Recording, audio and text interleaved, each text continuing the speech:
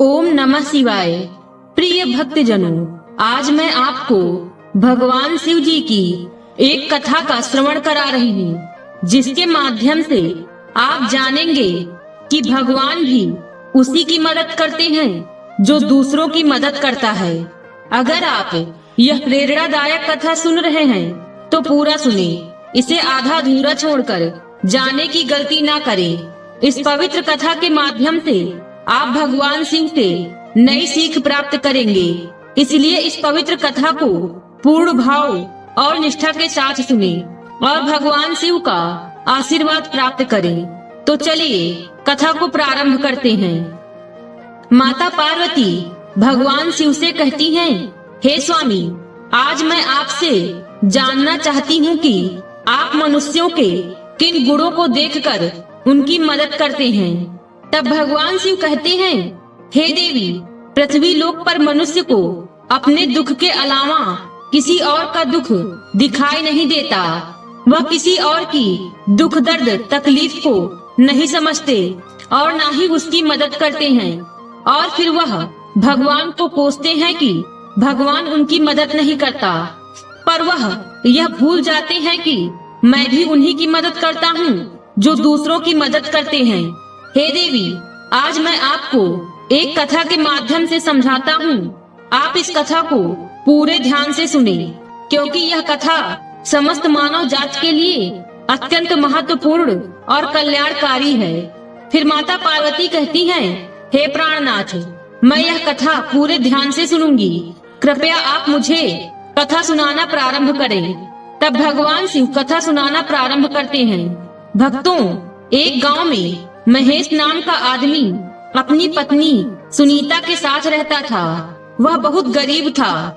उसकी गरीबी के कारण उसकी पत्नी रोज उससे झगड़ा करती थी और हमेशा यही कहती थी, मेरी सहेलियों के पास अच्छे अच्छे गहने और कपड़े हैं, लेकिन मेरी फूटी किस्मत कि मेरे पास कुछ भी नहीं है।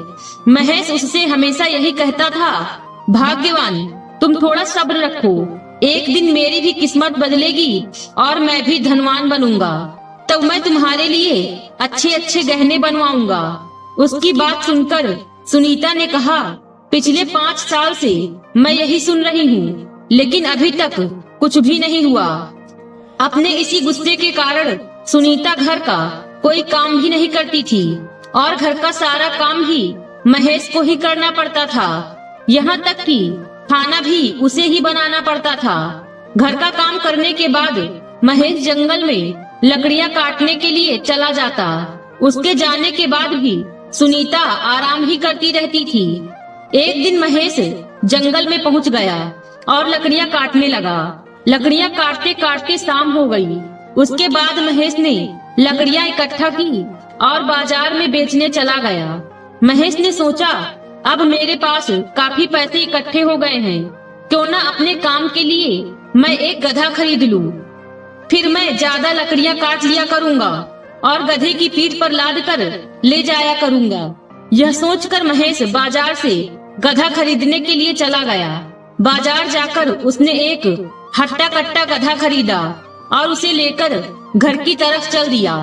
घर पहुंचकर महेश ने अपनी पत्नी को आवाज लगाई और कहा, देखो भाग्यवान, मैं क्या लेकर आया हूँ। उसकी पत्नी ने उसकी आवाज सुनकर कहा, तुम बोल तो ऐसे रहे हो जैसे कोई खजाना लेकर आए हो। यह बोलकर सुनीता बाहर आई और गधे को देखकर बहुत गुस्सा हुई और बोली, यह गधा खरीदना जरूरी था क्या?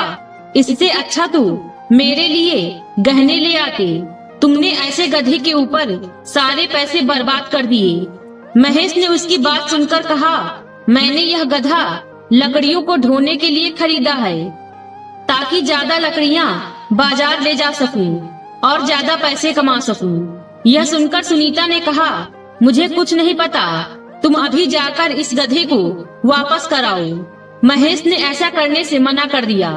तब सुनीता गुस्से में बोली, या तो अब इस घर में यह गधा रहेगा या फिर मैं रहूंगी। महेश ने कहा, तुम ऐसा क्यों बोल रही हो भाग्यवान?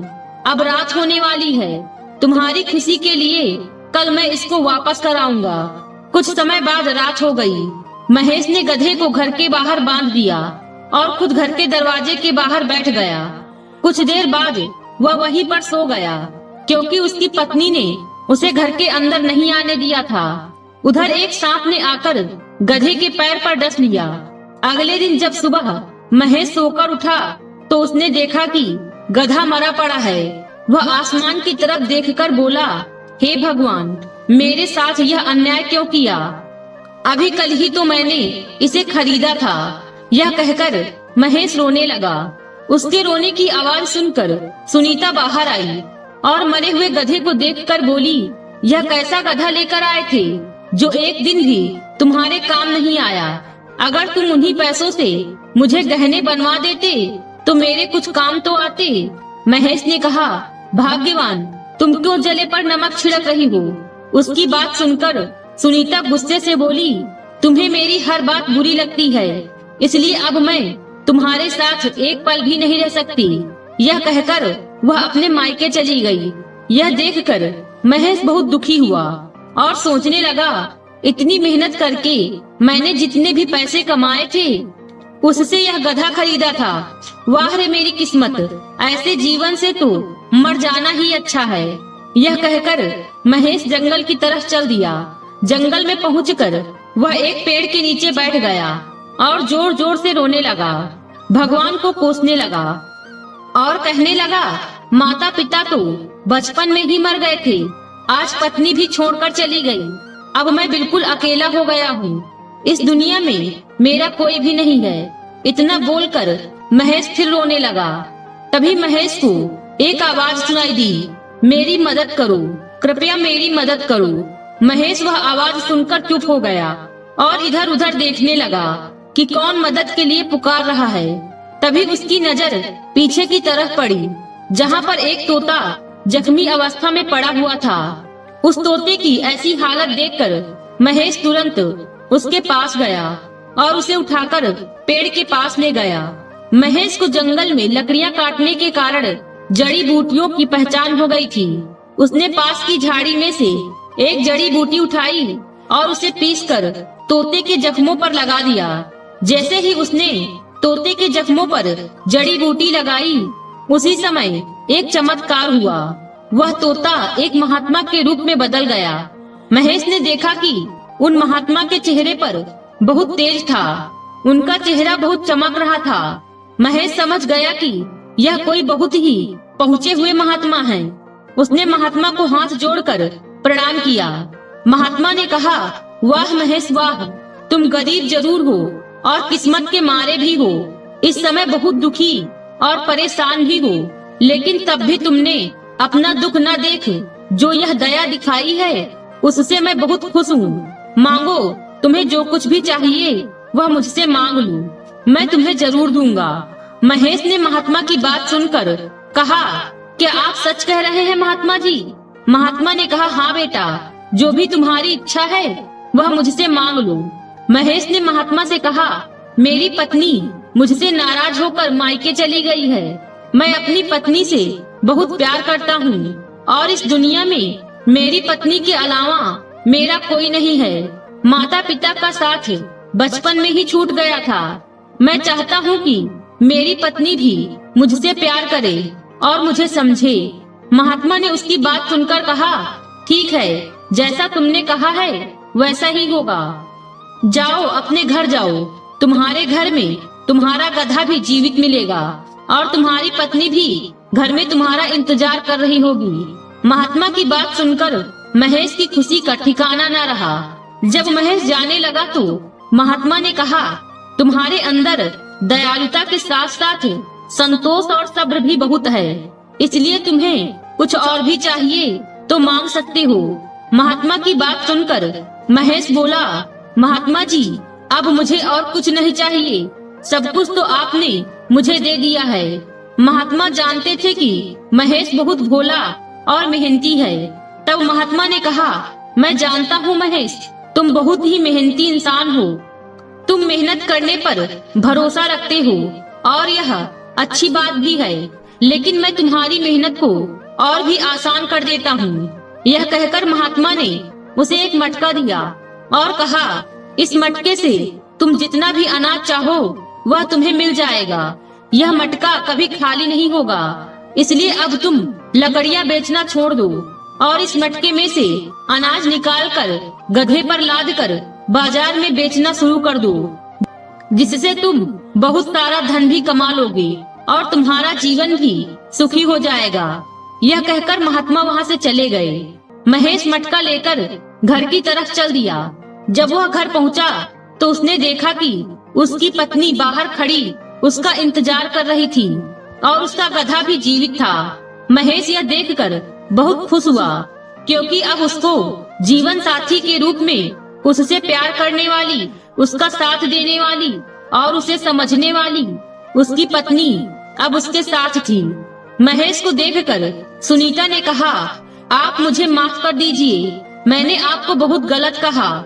मेरी सबसे बड़ी गलती यह है कि मैंने आपको कभी भी समझने की कोशिश नहीं की। महेश ने उसकी बात सुनकर कहा, कोई बात नहीं भाग्यवान, अब हम दोनों सच्चे जीवन साथी की तरह मिलकर मेहनत करेंगे और बहुत सारा धन कमाएंगे और फिर मैं तुम्हारे लिए बहुत सारे गहने बनवाऊंगा। महेश की बात सुनकर उसकी पत्नी ने कहा, मुझे अब कुछ भी नहीं चाहिए, आप खुश रहो, मेरे लिए यही बहुत है। महेश की पत्नी का स्वभाव अब बिल्कुल बदल गया था।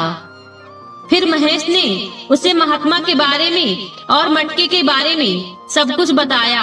अब दोनों पति पत्नी मिलकर मेहनत करने लगे। वे रोज बहुत सारा अनाज गधे पर लाद कर बाजार ले जाते और खूब पैसा कमाते। इससे कुछ ही दिनों में वे अमीर हो गए और दोनों खुशी खुशी रहने लगे। भक्तों, आज की सुंदर कहानी से हमें यह शिक्षा मिलती है कि हमें जीवन में हमेशा दूसरों की मदद करनी चाहिए, चाहे वह कोई इंसान हो, जानवर हो या फिर हमारा दुश्मन ही क्यों ना हो। हमें अपनी जिम्मेदारी से पीछे नहीं हटना चाहिए।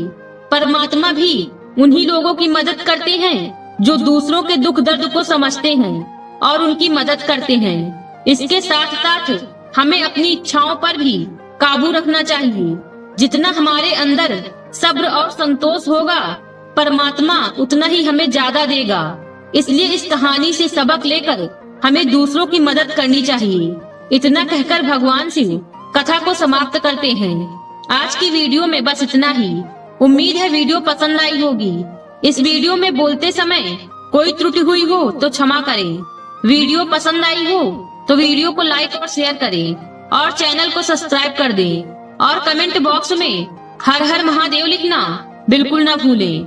मिलते हैं अगले वीडियो में। खुश रहिए और खुशियाँ बांटते रहिए। हर हर महादेव।